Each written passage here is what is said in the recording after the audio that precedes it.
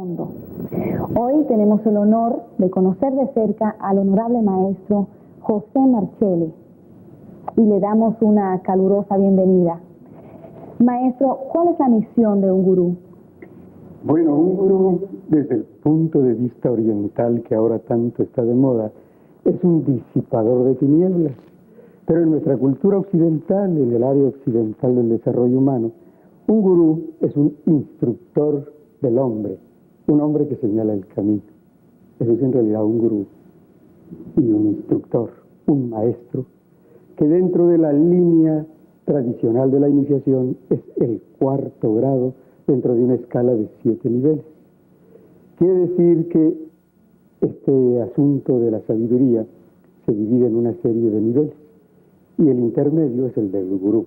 Por eso dice también que es el que está dejando la oscuridad y comienza a entrar en la luz. Todavía no ha dejado del todo la oscuridad, pero ya una parte de su naturaleza se encuentra ya en la esencia de las cosas, ya no solamente en la apariencia de las cosas, y se supone que ya es alguien que puede dar la mano a otro para encaminarlo. Ya no es un ciego que está dirigiendo a otro ciego tentativamente, sino que es un individuo que comienza a saber ya cuál es el plan, y dentro de ese plan comienza a orientar a otros, y eso es lo que le da derecho a ser un hombre que señala el camino y que disipa tinieblas. Maestro, usted predica el amor como la base fundamental de la evolución universal.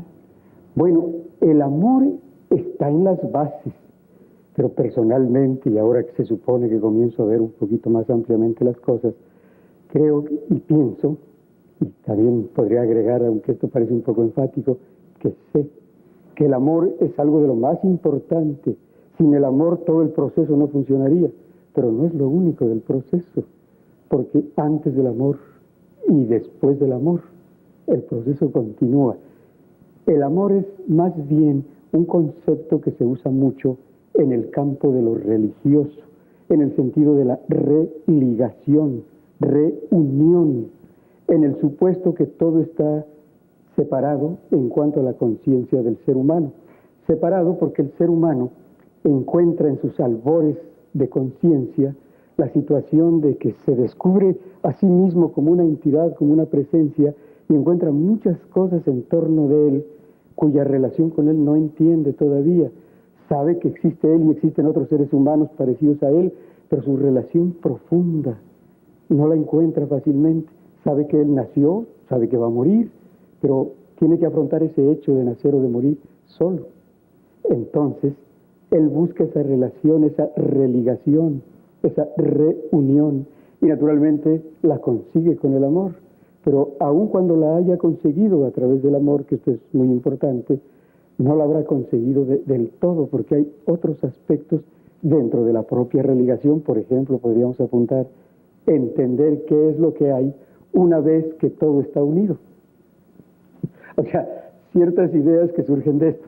Pero quiero decirle esto. Mire, para quien ve el mundo así muy directamente, lo primero que existe es lo material. Tiene toda la razón de juzgar el mundo como algo material y se puede reír del amor y de la espiritualidad y todo lo demás, si tiene ciertos límites en su conciencia. Ahora, si es un poquito más adelantado en evolución, entonces comprenderá que el mundo material no es más que un mundo vivo, viviente, porque lo material no es otra cosa más que un conjunto de energía concentrada, y eso es lo que le da vida, movimiento, cambio, transformación y evolución a todos los seres y a todas las cosas del universo. Y entonces puede decir, no, la materia es importante, pero hay algo más que la materia. Es la energía, la vida, la transformación, el cambio. Pero alguien más puede llegar y decir, bueno, sí, la materia, la energía, pero todo sujeto a leyes, porque nada existe fuera de las leyes, porque todo sigue un orden, y ese orden es un orden mental. Y puede entrar en un terreno científico y decir, las cosas suceden de acuerdo con leyes, necesitamos conocer las leyes, y entonces entenderemos qué es la energía y qué es la materia, porque si no entendemos las leyes, nunca vamos a entender las expresiones de materia y de energía. Pero alguien más puede venir y decir, sí, pero las leyes no obran por su cuenta, son expresión de un plan total, donde nada está aparte de nada, Todo está involucrado con todo.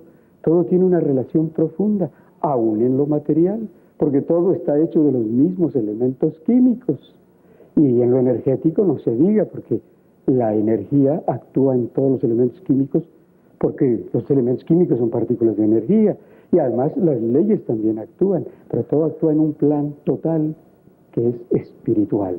Por lo tanto, cada uno puede defender su posición. Uno puede decir que todo es material, otro puede decir que todo es energético, otro que todo es mental, sujeto a leyes, y otro que todo es un solo plan. Pero alguien más puede decir sí, pero todo eso, el plan, sus leyes, sus energías, su vida, su materia, es producto de algo, de alguien que se está expresando a través de todo ese plan, porque el plan no nació por generación espontánea, o sea que todo aquello pues no surgió de la nada, porque de la nada, dialécticamente al menos, pues no surge nada, ¿no? Todo tiene que venir de algo. Entonces surge el concepto de una esencia, de una fuente única, o para decirlo en términos más conocidos, de un Dios, de una fuente, de aquello, como dicen los hindúes, que no tiene nombre porque todos los nombres son fragmentos de su nombre, ¿no? Y ahí surge una posibilidad más allá del amor, porque el amor se mueve en lo religioso, en el plan, en la totalización, pero ese plan y esa totalización, esa espiritualidad, es a su vez expresión de algo que lo trasciende y que se puede entender como divinidad o Dios. ¿No se puede decir entonces que Dios es el amor mismo? Sí, y se puede decir que Dios es materia también, porque en todo lo que nosotros podemos percibir de Dios hay algo de materia, alguna forma, algún tiempo, algún espacio, y es energía porque es vida, y es mente porque es leyes, y es amor porque es espíritu, y podemos decir simplemente es, sin condiciones, sin formas, sin tiempo ni espacio. Ese concepto se encuentra mucho en la filosofía oriental y normalmente nosotros no lo manejamos muy bien en el occidente.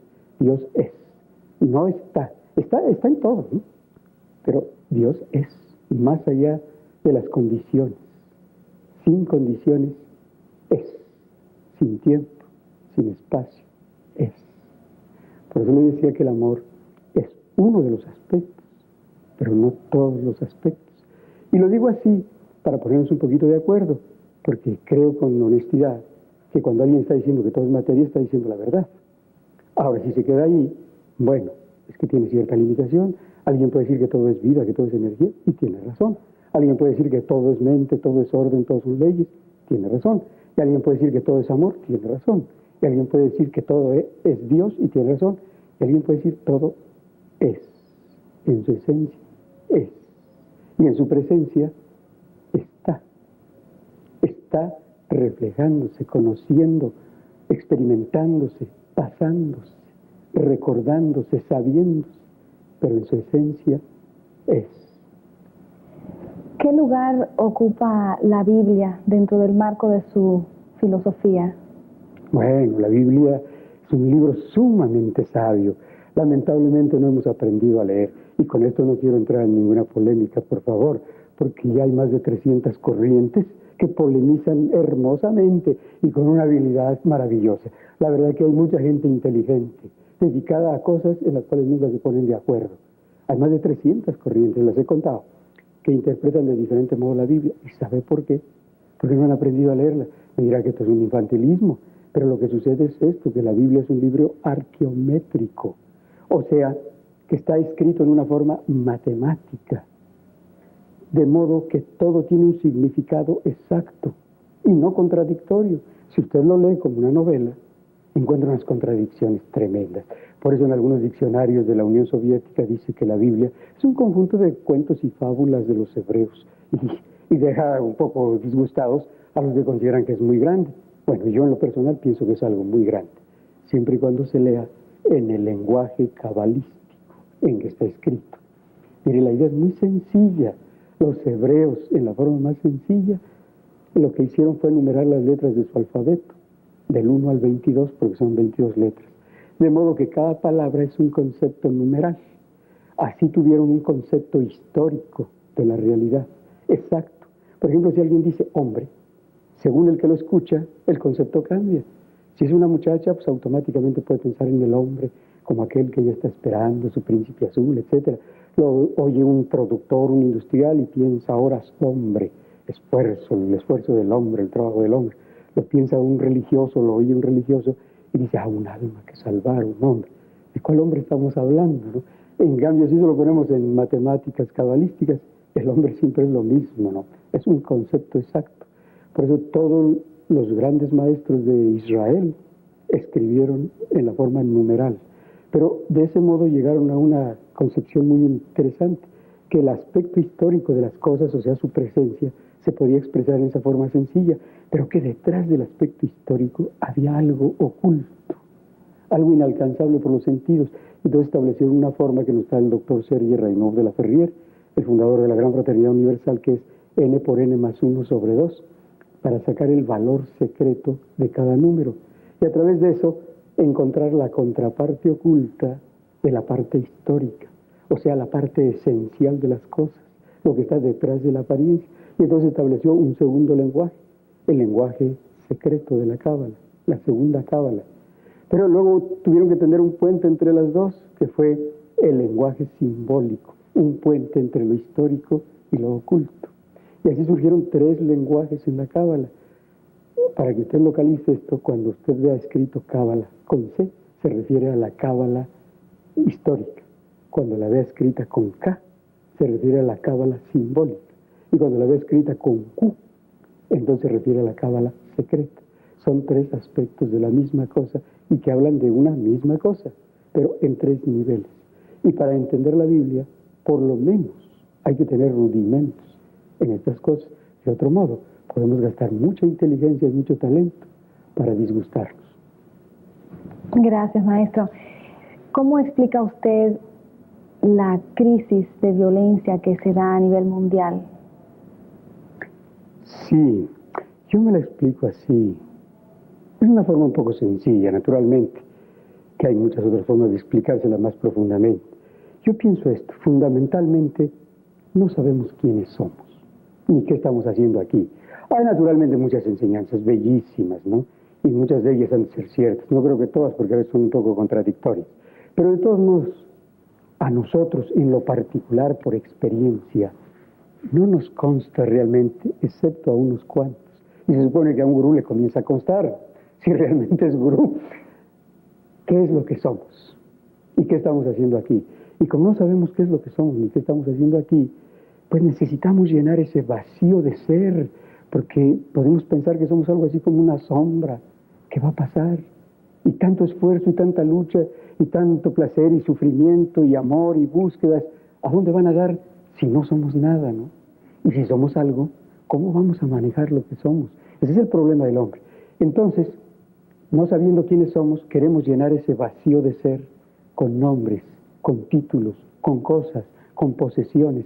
Queremos tener. Si no sabemos ser, por lo menos queremos tener. Y entonces nos viene el deseo, la pasión del tener, del querer, del poder, de la autoridad, etcétera, para llenar ese vacío de ser y comenzamos a generar intereses que lógicamente entran en conflicto con otros intereses. Entonces comenzamos a jalarnos de los pelos y cada quien tentativamente jura que tiene la razón, ¿no? Pero ¿cuál es nuestra verdadera razón? Se pueden aducir muchos datos históricos, claro, secuencias, una dialéctica histórica, muchas cosas podemos aducir, pero ¿quién sabe quién es para saber cómo debe de hacer las cosas? Todo es tentativo. Inventamos sistemas y más sistemas y la historia del ser humano no es otra cosa más que quítate tú para ponerme yo. Y ya una vez que resulte obsoleto yo, porque ya no les gustó a los demás, a la mayoría, alguien viene y me tira a mí para ponerse él, y así vamos de violencia en violencia, y nunca hemos logrado superar esa situación. Entonces necesitamos reflexionar un poco. Una cosa es tener, y otra cosa es ser. Ahora, esto se dice muy rápido. Tener ya sabemos cómo se tiene, ¿no? A base de lucha, a base de esfuerzo, de producción, en fin, de muchas cosas que ya conocemos. Pero ser, ¿cómo se es?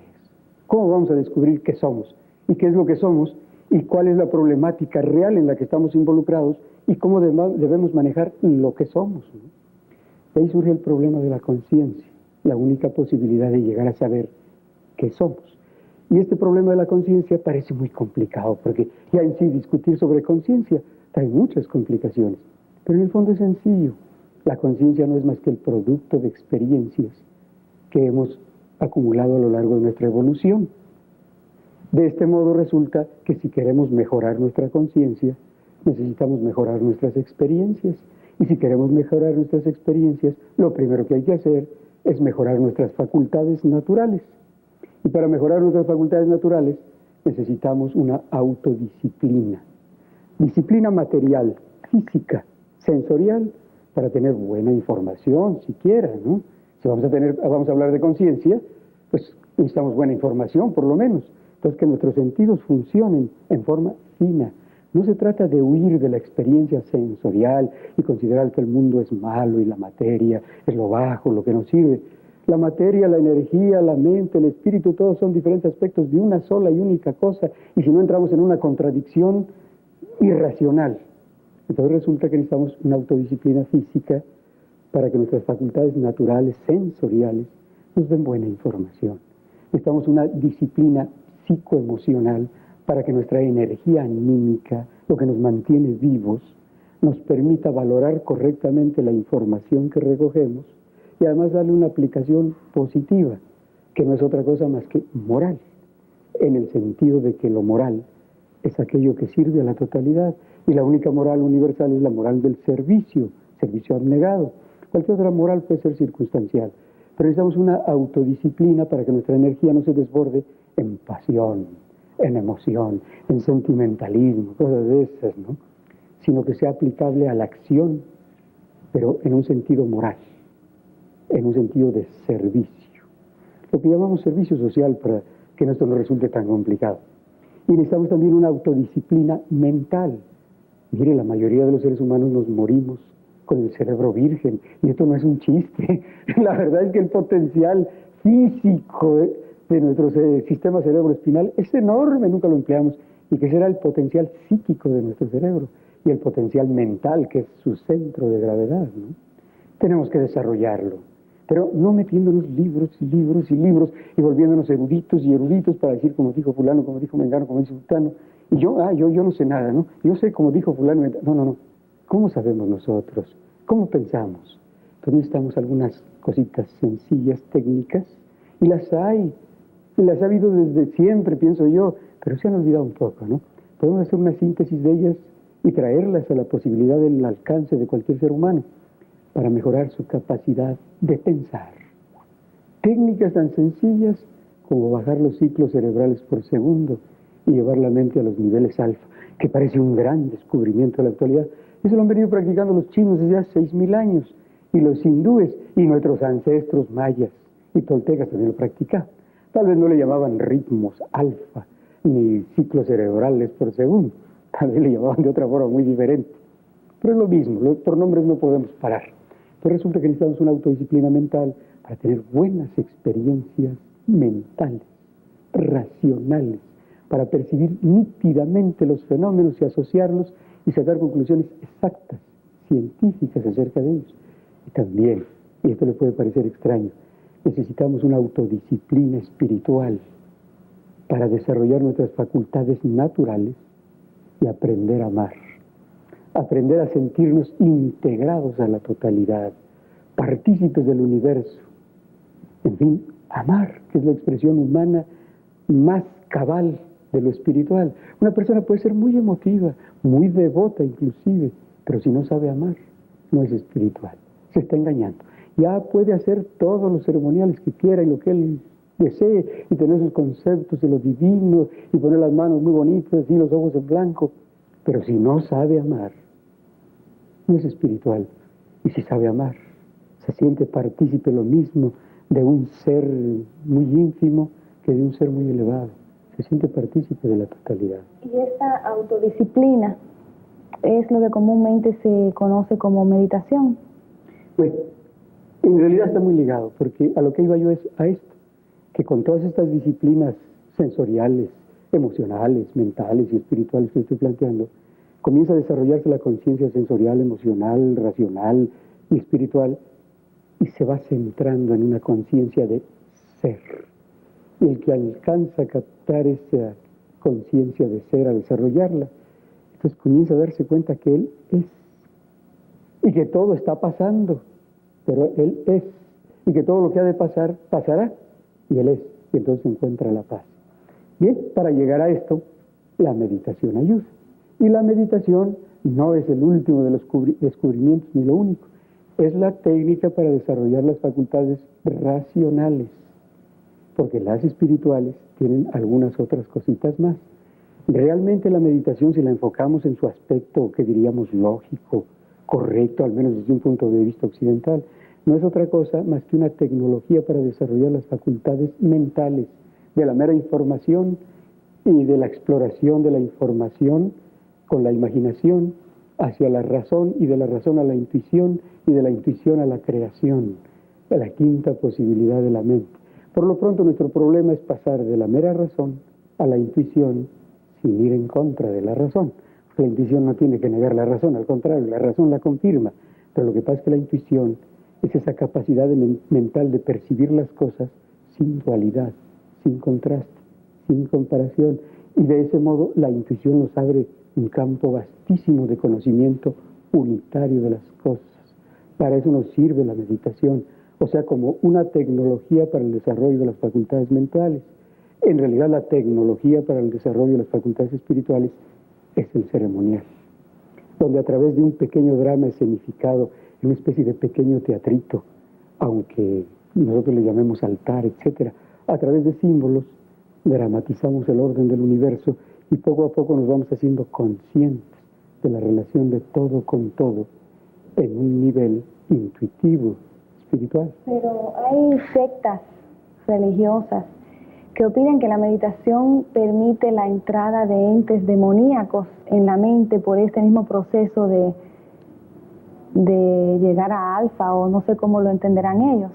¿Qué opina usted de esto, maestro? Opino que es muy razonable reflexionar sobre eso que usted me dice, y es muy importante, precisamente porque en torno a este asunto de la meditación, pues hay muchas experiencias un poquito raras, ¿no?, que andan muy cerca de la paranoia y de la esquizofrenia, y a veces andan en lo verdaderamente sublime, pero lo difícil es distinguir dónde está la paranoia o la esquizofrenia y dónde está lo sublime, ¿no?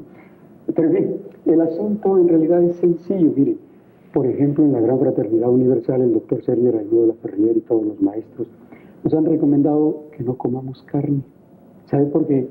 Porque al comer carne nos sintonizamos un poquito con, ¿qué diríamos?, la octava inmediata inferior de nuestra naturaleza, o sea, lo animal. Venimos de una evolución animal y tenemos muchas relaciones con lo animal todavía, por lo menos el instinto nos viene de ahí, ¿no? Entonces, si seguimos comiendo carne, por ejemplo, y tomando alcohol, y fumando, o tomando drogas, esas cosas, entonces resulta que cuando tratamos de sutilizar nuestras facultades, en vez de irnos, por decirlo de algún modo, hacia arriba, hacia lo sutil, nos vamos hacia abajo, hacia lo denso. Ejemplo, una vez estaba yo en Brasil conversando con una damita argentina, por cierto, y me decía que ella tomaba ayahuasca, porque es una droga que está considerada inofensiva por las autoridades. Y le decía, bueno, ¿cuál es su experiencia?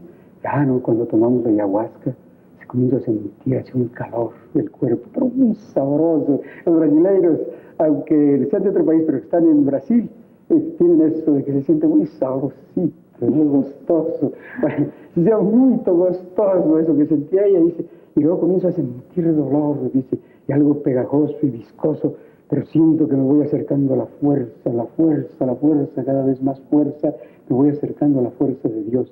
Le digo, pues sí, porque a fin de cuentas Dios está en todo, pero en realidad se está usted acercando más a lo animal, a lo inferior, a las fuerzas que gobiernan a las especies animales. Y en lugar de ir usted hacia lo sutil, hacia lo fino, a lo superhumano, está usted yendo a lo infrahumano. Eso les pasa también, por ejemplo, a los tarahumaras en México, cuando toman el peyote. Se está hablando mucho en este momento del chamanismo y de esas cosas, y no se dan cuenta que toda esa fuerza y toda esa experiencia, el nahualismo y todas esas cosas, tienen relación con lo de abajo, no con lo de arriba.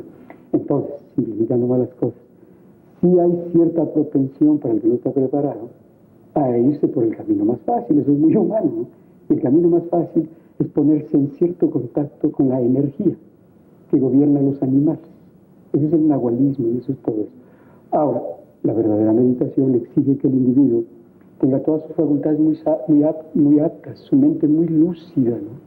Que inclusive haga primero el vacío, que se quite condicionamientos y que establezca una identidad bien clara de sí mismo, algo así como lo que llaman algunos maestros sufis el recuerdo de sí mismo, o los hindúes, la identidad, el jiva o el jivatma, saberse, sentirse, recordarse, pero sin condiciones, y a partir de ahí comenzar a elevar el nivel mental, ¿verdad? En ese sentido, sí, entonces sí hay que tener cuidado con esa cuestión que algunos llaman que entran en entidades. No en que entran, es que uno se baja un poquito, ¿no? Se abre, se vuelve receptivo a cosas inferiores y siente muy gustoso la cosa, pero en realidad no está subiendo, se está bajando y nuestro problema no es bajar, es subir. Así es. Maestro, nos quisiera contar un poco sobre la Gran Fraternidad Universal. ¿Es una secta? ¿Es una religión? ¿O cómo la describiría usted? Bueno, mejor se lo digo como lo describió nuestro fundador, el doctor de la Ferrier. Él dijo que la Gran Fraternidad Universal es un intento para atraer a la familia humana a la posibilidad de un entendimiento sin prejuicios de razas, de credos, de sectas, de posiciones sociales o económicas, sin predicar un nuevo culto ni canalizar los espíritus, sino recogiendo toda la herencia del hombre, todos los esfuerzos del hombre de todos los lugares y de todos los tiempos para hacer una síntesis que nos permita una autorrealización como base para una nueva búsqueda, porque la verdad no tiene límites. Esa es la Gran Fraternidad Universal, una institución cultural mundial con bases iniciáticas para formar una moral universal o desenvolverse a través de una moral universal que ya dije que es la del servicio. Entonces la Gran Fraternidad Universal está abierta para todos y dentro de la Gran Fraternidad Universal hay un grupo que se llama Suprema Orden de Acuarios, encargada a servir para levantar un poco más la conciencia de la fraternidad. Y la conciencia que se va ganando se va concentrando en la orden y la orden va sirviendo más y de ese modo se retroalimenta sin necesidad de tener que aceptar alguna consigna en especial. Es totalmente imparcial. Aceptamos todas las religiones por definición. Tratamos de ser universales. Hay muchas corrientes muy dignas de estudio y de ser seguidas, pero si nos parcializamos por alguna de ellas, entonces le cerramos la puerta a los que no están dentro de ese modo de creer, o de sentir, o de pensar, ¿no? Tenemos que estar abiertos para todos. Entonces nos movemos desde el punto de vista cultural, como una institución cultural mundial que se mueve a través de una moral universal. Ese es el nivel. Muchísimas gracias por su visita, maestro. Ha sido un verdadero honor tenerlo entre nosotros. Y gracias, amigos, por compartir un momento tan especial con nosotros. Que las palabras del honorable maestro José Marchelli siembren una inquietud de amor y sabiduría en nuestros corazones. Gracias por su atención.